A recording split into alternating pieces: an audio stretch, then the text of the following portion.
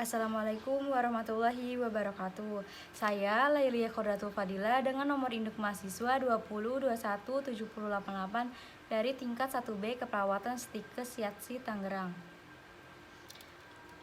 Nah, yang pertama di sini saya akan menjelaskan tentang anatomi sistem pencernaan tubuh manusia, mulai dari rongga mulut sampai ke anus. Mulai dari kita mengunyah, semua akan diproses sampai ke anus. Nah, di anatomi sistem pencernaan tubuh manusia itu ada apa aja sih? Yang pertama ada yang namanya capitalis oralis yang disebut juga dengan rongga mulut. Selanjutnya ada lingua. Lingua juga disebut dengan lidah. Selanjutnya ada glandula parotis, yaitu kelenjar ludah untuk memproduksi air ludah di bagian parotis. Selanjutnya glandula sublingualis, yaitu untuk memproduksi air ludah di bagian sublingualis. Selanjutnya ada glandula submandibularis, yaitu untuk memproduksi air ludah di bagian submandibularis. Kemudian makanan akan didorong ke esofagus. Di esofagus makanan akan didorong dan dimasukkan ke lambung. Di sini ada bantuan dari otot-otot dan enzim-enzim. Di lambung makanan akan dikirim ke usus halus. Nah, sebelum masuk ke usus halus, makanan akan disekresikan cairan empedu dari kantong empedu dan hati yang melumasi. Nah, usus halus juga disebut dengan intestinum minor. Di usus halus itu terdiri dari beberapa bagian. Yang pertama itu ada duodenum, yang kedua ada jejunum, yang ketiga ada ileum. Nah, di usus halus makanan diserap dan disebarkan ke tubuh. Sisa makanan yang masih mengandung air akan dimasukkan ke usus besar yang disebut juga intestinum mayor. Di usus besar makanan akan diproses di kolon-kolon usus. Nah, di kolon-kolon usus ini terdiri dari beberapa kolon, yaitu yang pertama kolon ascenden, yaitu kolon yang naik. Yang kedua ada kolon descenden, yaitu kolon yang menurun. Ada kolon transferum, yaitu kolon yang melintang. Sisa semua dari bahan pencernaan tubuh kita semua akan dibuang melalui yang namanya anus.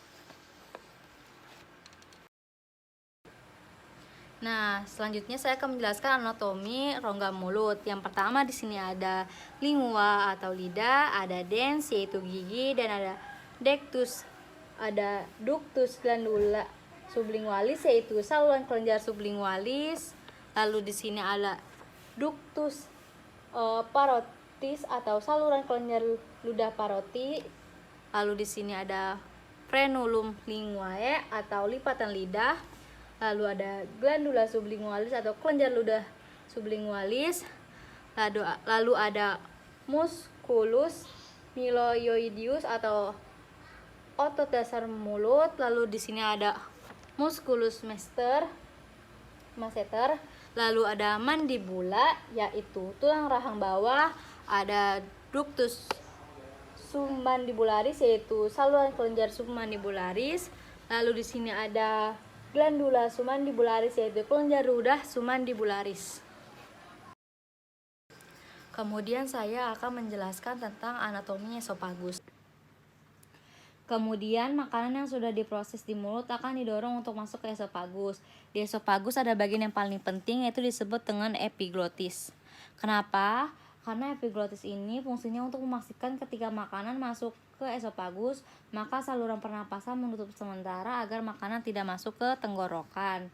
Lalu makanan akan masuk ke esofagus. Di esofagus makanan akan dibantu dan didorong oleh otot yang disebut dengan otot cryptopharyngeus. Di dalam esofagus juga terdapat yang namanya aorta. Apa itu aorta? Aorta yaitu pembuluh darah arteri besar yang fungsinya untuk mengalirkan darah di sekitar esofagus. Nah, makanan yang sudah diproses di esofagus nantinya akan diteruskan dan diproses ke lambung. Di ujung esofagus terdapat katup yang bernama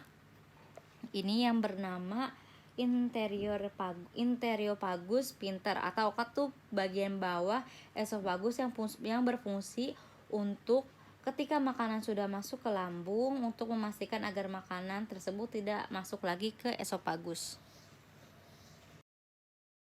Nah, selanjutnya saya akan menjelaskan anatomi lambung. Yang pertama di sini ada karadia atau kutub lambung atas. Di sini ada fundus ventriculi atau dasar lambung bagian atas. Lalu di sini ada serosa atau jaringan ikat pelapis luar dari lambung. Di sini ada corpus yaitu badan lambung. Di anatomi lambung ini mempunyai 3 otot. Yang pertama ada di sini Di sini ada musculus longitudinalis, yaitu otot memanjang, lalu ada musculus sirkuler atau otot melingkar, lalu ada musculus obliquus atau otot yang menyamping. Lalu di sini ada yang namanya curvatura minor grastis atau lengkungan kecil lambung. Lalu di lawannya ada curvatura major grastis, yaitu lengkungan besar lambung. Lalu di daerah sini ada yang namanya pylorus, yaitu muara lambung untuk masuknya usus halus. Lalu di sini ada yang namanya sphincter picoricus, yaitu katup lambung bagian bawah. Nah, lalu di sini ada canalis picoricum atau saluran lambung, saluran muara lambung. Lalu ada antrum pyloricum, yaitu rongga melebar di bagian bawah lambung. Lalu ada di sini rugae muskos atau jonjotan selaput lendir di lambung. Nah, di sini saya akan menjelaskan anatomi kantong empedu dan pankreas. Yang pertama di sini ada namanya vesica valea atau kandung empedu. Fungsinya untuk menghasilkan cairan empedu yang melumasi yang akan masuk ke usus halus. Selanjutnya ada ductus hepaticus dextra, yaitu saluran hati kiri. Lalu ada ductus hepaticus sinistra, yaitu saluran hati kanan. Di sini ada ductus hepaticus communis, yaitu saluran yang bermuara di hati. Lalu ada ductus coelocedus atau saluran empedu distal. Lalu di sini ada ductus silicius atau saluran empedu proksimal. Lalu di sini ada duodeni atau usus 11 jari. Lalu ada hepatopankreatif atau saluran hati ke pankreas. Lalu ada ductus pancreatus atau saluran pankreas. Lalu di sini ada pankreas. Di sini ada jejunum atau usus halus kosong. Nah, selanjutnya saya akan menjelaskan anatomi usus halus. Di sini yang bisa dilihat pertama ada namanya duodenum, yaitu usus halus 12 jari. Lalu ada jejunum, yaitu usus halus kosong. Lalu ada ileum, yaitu usus halus bagian penyerapan. Nah, semua zat makanan baik itu protein, vitamin maupun lemak semua akan diproses di usus halus. Nah, terakhir di sini saya akan menjelaskan anatomi usus besar, bagian akhir dari sistem pencernaan yang fungsinya untuk menyerap cairan, makanan dan vitamin dan untuk memproduksi antibodi dan membentuk tinja. Di sini ada gambar-gambarnya. Yang pertama ada flexura hepaticol atau lengkungan pertemuan kolon ascendens dan transferum. Lalu di sini ada kolon transferum atau usus besar yang melintang. Di sini ada arteri mesenterica atau pembuluh arteri usus halus bagian besar. Di sini ada haustrum, yaitu kantung usus besar. Di sini ada kolon ascendens, yaitu usus besar naik. Lalu di sini ada lilium, yaitu tulang usus. Lalu ada di sini valvula ileocaecalis. Lalu di sini ada caecum atau bagian pertama usus besar. Di sini ada appendix vermioforis atau umbai cacing. Selanjutnya di sini ada flexura lienalis coli, lengkungan pertemuan kolon transferum dan descendens. Di sini ada mesekolon transferum, adalah otot yang mendukung untuk menempelnya kolon transferum. Lalu di sini ada appendix epiploicae atau kantung kecil peritoneum berisi lemak. Lalu di sini ada kolon descendens.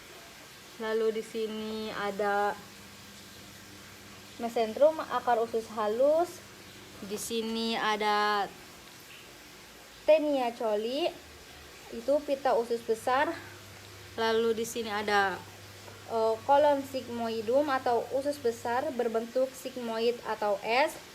Lalu di sini ada rectum, yaitu bagian distal usus besar. Lalu di sini ada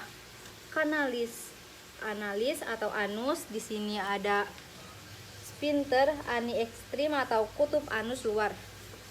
Sekian penjelasan sistem anatomi pencernaan dari saya. Kurang lebihnya mohon maaf. Wassalamualaikum warahmatullahi wabarakatuh.